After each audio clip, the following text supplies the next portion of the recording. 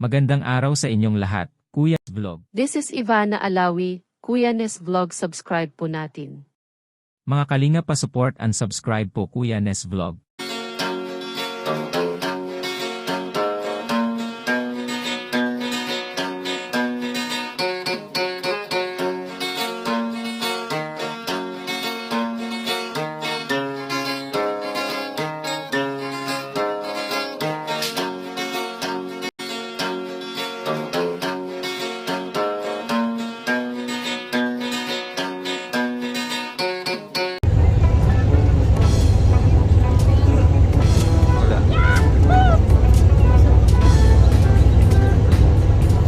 Ilang oras na nagbiyahe? 24 hours na.